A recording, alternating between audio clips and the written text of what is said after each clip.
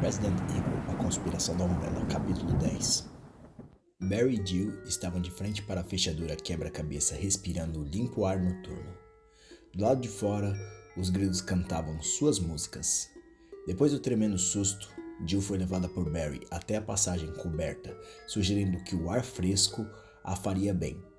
Jill ainda estava apoiada na parede, respirando profundamente enquanto Barry contava sua passagem pela casa. E quando ouviu os tiros, eu vim correndo, ele sorriu para ela. Você teve sorte.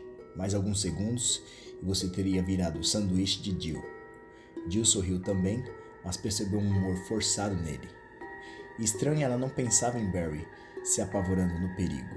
Será? Nós estamos presos aqui, não conseguimos achar o resto do time e essa casa pode acabar nos matando. Espero poder retornar o favor algum dia, ela disse suavemente. É sério, você salvou a minha vida. Barry desviou o olhar um pouco. Foi um prazer ajudar. Ele disse bruscamente, seja mais cuidadosa. Esse lugar é perigoso. Jill acenou, ela esteve muito perto da morte, mas precisavam encontrar Chris e Wesker. Então você acha mesmo que eles estão vivos? Acho que sim. Além disso, há um monte de zumbis mortos na outra asa da mansão. Todos com tiros certeiros na cabeça. Deve ser Chris, apesar de eu ter matado mais alguns escada acima. Barry olhou para o diagrama na parede. Essa estrela já estava aí? Jill franziu, surpresa pela repentina mudança de assunto. Chris era um dos amigos mais próximos de Barry. Não. Eu achei em outra sala com uma armadilha. Esse lugar deve estar cheia delas. De fato, nós poderíamos procurar Wesker e Chris juntos. Barry balançou a cabeça. Eu não sei. Tem um monte de salas e nossa prioridade é achar uma saída. Se nos separarmos, nós podemos achar o resto das peças e procurar Chris ao mesmo tempo, e o Wesker. Jill teve uma impressão de que ele não se sentia confortável. Ele se virou para estudar o diagrama, mais parecendo querer evitar contato visual. Além disso, ele disse, nós sabemos o que fazer agora. Enquanto estivermos usando a cabeça, nós ficaremos bem. Barry, você está bem? Você parece cansado. Não era a palavra certa, mas foi a única que veio à sua mente. Ele suspirou, finalmente olhando para ela. Ele parecia cansado, olheiras e ombros encolhidos. Não, eu estou bem. Só preocupado com Chris, sabe? Jill acenou, mas não acreditava que era só isso. Desde que a salvou, ele tinha agido tensamente. Ela sabia que podia estar se precipitando, mas mesmo assim, decidiu não falar sobre o computador de Trent. Barry parecia ter uma ligeira ideia de como é a mansão. Ele não precisava dar informação. Isso aí. Continue racionalizando. Daqui a pouco, você estará achando que o Capitão Wesker planejou tudo isso. Jill riu internamente enquanto se desencostava da parede. Os dois voltaram para a mansão andando. Ela suspirou mais um pouco antes de entrar. Barry empunhou sua Colt e a recarregou. Suas expressões amargas. Acho que vou voltar para a asa oeste. Ver se pego o rastro de Chris, ele disse. Você quer subir e procurar as outras peças? Assim poderemos cobrir todas as salas e depois voltar para o hall principal. Jill concordou e Barry abriu a porta. As enferrujadas dobradiças rangendo. Você vai se dar bem, ele disse, pondo a mão no ombro dela e a conduzindo para dentro. Assim que a porta fechou, ele levantou a mão numa casual continência sorrindo. Boa sorte.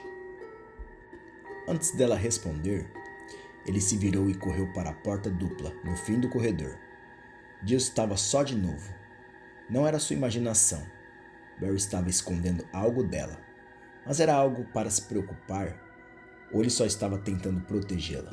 Talvez ele achou Chris ou Wesker mortos. E não quis me contar. Esse desagradável pensamento explicaria seu estranho comportamento. Ele queria sair da casa o mais rápido possível e mantê-la longe da asa oeste. e do jeito que ele se fixou no quebra-cabeça da fechadura, parecia estar mais preocupado com a saída do que com Chris ou Wesker. Ela olhou para os dois corpos no chão, no meio das poças de sangue. Ela devia estar procurando um motivo que não existia, ou talvez Barry estaria assustado, como se a morte pudesse chegar a qualquer momento. Talvez eu pudesse parar de pensar nisso e trabalhar. Achando ou não os outros, ele está certo em sair daqui. Nós temos que voltar para a cidade e deixar as pessoas saberem o que aconteceu aqui. Jill andou para a segunda porta à direita, armada. Ela chegou até aqui e poderia ir mais longe, tentar revelar o mistério que tirou tantas vidas, ou morrer tentando. Somente pensou suavemente. Forrest Spire estava morto. O sorridente garoto do sul em suas estranhas roupas se foi, deixando para trás um ensanguentado corpo encostado na parede. Chris olhou para o cadáver, os distantes sons da noite na sacada do segundo andar. Era um som fantasmagórico, mas Forrest não podia ouvi-lo. Forrest nunca mais escutará nada. Chris se agachou cuidadosamente, tirando a bereta dos dedos de Forrest. Ele prometeu que não iria olhar, mas ao alcançar o cinto do morto, Chris fixou na terrível escuridão onde os olhos do bravo um dia estiveram. Jesus, o que aconteceu com você? O corpo do bravo estava coberto por ferimentos com cerca de 2 a 3 centímetros, cercados por carne e sangue, como se estivesse sido esfaqueado centenas de vezes, cada corte mostrando pele e músculo.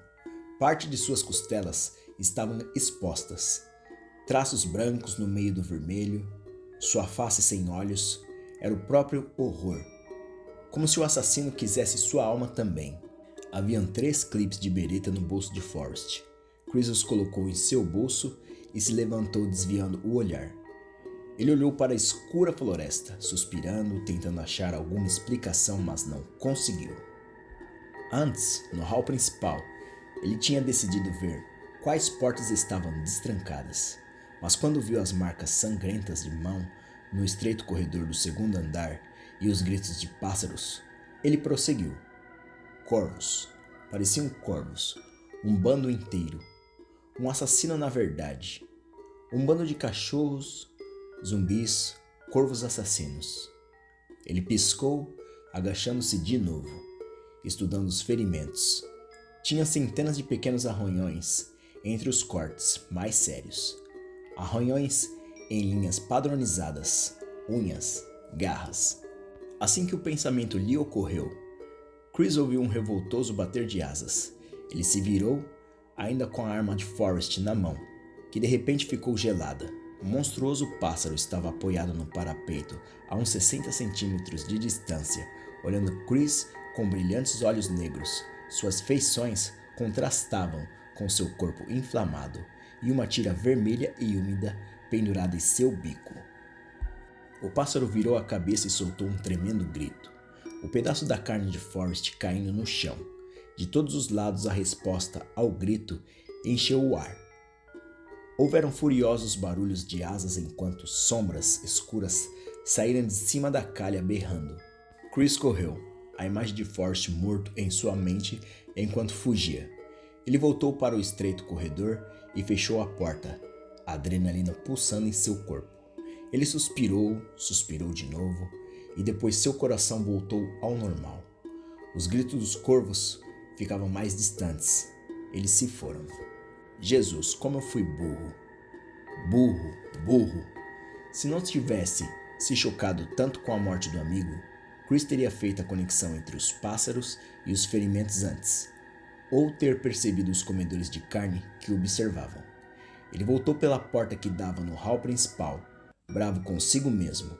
Aquilo não era o jogo, onde podia começar de novo se cometesse um erro. Pessoas estavam morrendo, seus amigos estavam morrendo, e se você não tomar mais cuidado, acabará se juntando a eles, outro corpo jogado em algum corredor. Chris voltou para o segundo andar do hall principal, indo na direção das escadas enquanto colocava a arma de Forrest no cinto. Pelo menos, Rebecca já pode se defender, Chris. Assustado, ele olhou para baixo e viu Rebecca na base dos largos degraus sorrindo. Ele desceu as escadas. O que aconteceu? Está tudo bem? Ainda sorrindo, Rebecca ergueu uma chave prateada assim que ele a alcançou. Eu achei algo que você pode usar. Ele pegou a chave notando o desenho de um escudo gravado nela antes de colocá-lo no bolso. Rebecca estava empolgada, seus olhos brilhando. Depois que você saiu, eu toquei o piano e uma passagem secreta abriu na parede. Havia um emblema dourado lá dentro, e eu troquei pelo da sala de jantar, e o relógio do pêndulo se moveu, e essa chave estava atrás dele. Ela parou de falar, seu sorriso desaparecendo enquanto estudava o rosto dele. Eu sinto muito. Eu não devia ter saído, mas eu achei que pudesse te achar antes que fosse longe demais. Não se preocupe, ele disse, forçando um sorriso. Só estou surpreso em vê-la. Veja, eu achei algo um pouco melhor do que um inseticida. Chris deu a bereta para ela, junto com alguns clipes. Rebecca pegou a arma, olhando para ela. Quando olhou para cima de novo, seu olhar ficou sério e intenso. De quem era? Chris pensou em mentir, mas viu que ela não acreditaria, e de repente percebeu o que fazia ser tão protetor. Claire. Isso. Rebecca o fazia lembrar de sua irmã, de seu sarcasmo adolescente, e pela leve semelhança com a qual usavam o cabelo. Olha, ele disse, eu sei que você se sente responsável por mim, e eu admito que sou um pouco nova nisso. Mas eu faço parte de uma equipe e esconder os fatos pode acabar me matando. Então de quem era? Chris a olhou por um momento e suspirou.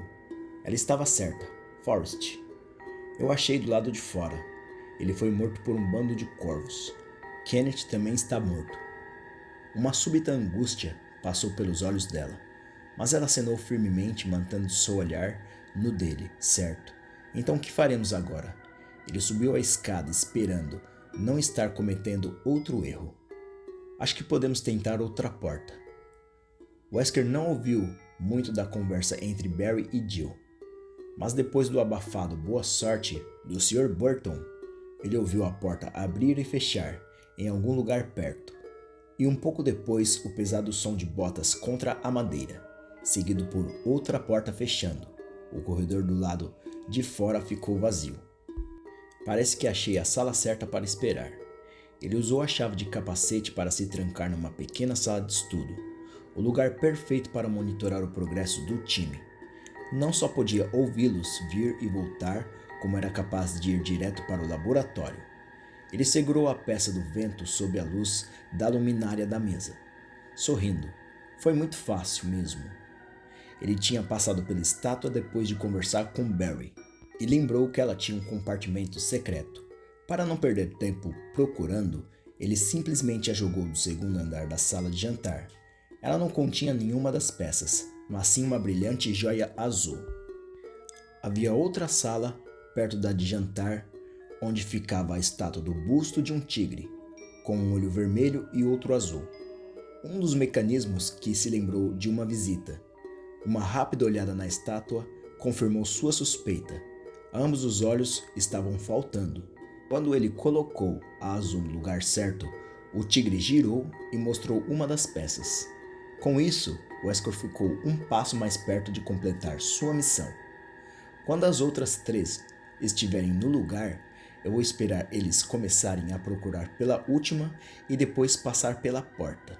Ele pensou em ir ver o diagrama, mas mudou de ideia. A casa era grande, mas não tão grande, e não era necessário correr o risco de ser visto. Além disso, eles não devem ter achado outra peça. Quando tinha ido pegar a joia, ele quase deu de cara com Chris na escada. Chris tinha achado a recruta e estavam procurando por pistas. Além disso, esta sala é confortável. Talvez eu conchile um pouco enquanto eles se viram. Ele se inclinou na cadeira da mesa, contente pelo que fez até agora. O que poderia ter sido um desastre estava ficando bom graças a alguns planos de sua parte. Ele já achou uma das peças. Tinha Barry e Jill trabalhando para ele, e teve a grande sorte de se deparar com Ellen Smith enquanto esteve na biblioteca. Epa! É doutora Ellen Smith. Muito obrigado. Depois de achar a peça do vento, Ele foi até a biblioteca para checar a pequena sala de onde podia ver o heliporto.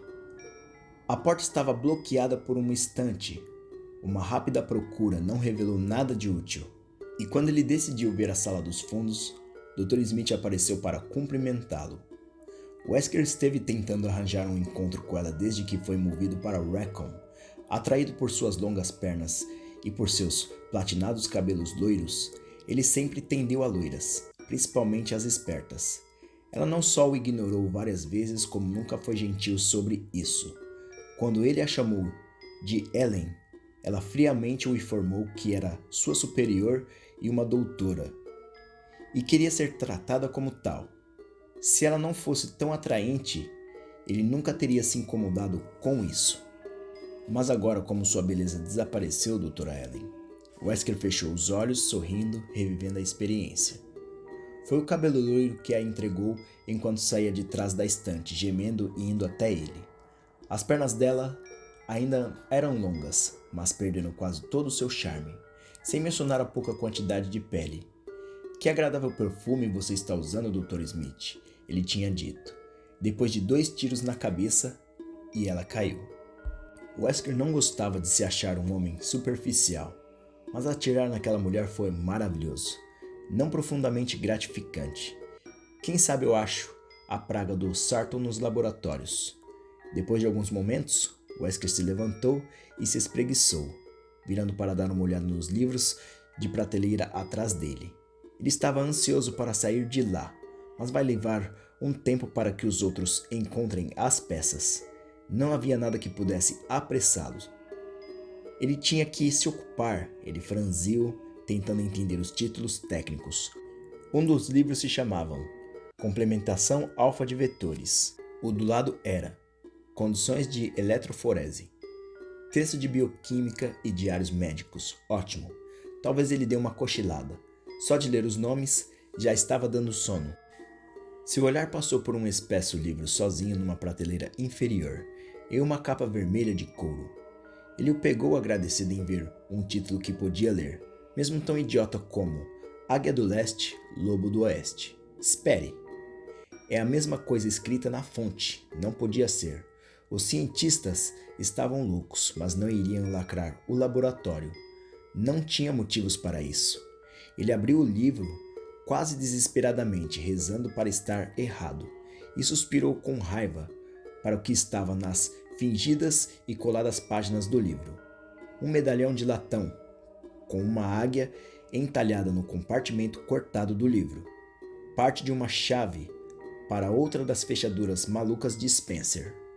Era o auge de uma cruel piada. Para sair da casa, ele precisava das peças do diagrama. Uma vez no jardim, ele terá que passar por uma série de túneis subterrâneos que terminava em outra parte do jardim, onde uma velha fonte marcava a entrada dos laboratórios subterrâneos. A fonte era uma das mais fantásticas criações de Spencer, uma maravilha da engenharia que podia ser aberta e fechada para esconder os subterrâneos. Isso se você tiver as chaves, 2 medalhões de latão, um com uma águia, outro com um lobo. A chara da águia significa que o laboratório estava fechado. E isso significa que o lobo pode estar em qualquer lugar, e que suas chances de passar pela fonte caíram para algum lugar perto de 0.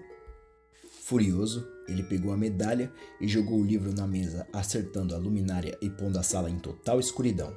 Seu plano estava arruinado, exceto que um dos outros ache a medalha do lobo. Isso quer dizer mais risco, mais busca, e a chance de que um deles chegue no laboratório antes de mim. Nervoso, Wesker ficou de pé, no escuro com as mãos fechadas, tentando não gritar. Fim do capítulo. Deixem seus likes, comentários e se inscrevam no canal. Se vocês ainda não ouviram o prólogo e os capítulos anteriores desse audiobook, cliquem na playlist ao fim desse vídeo. Até mais!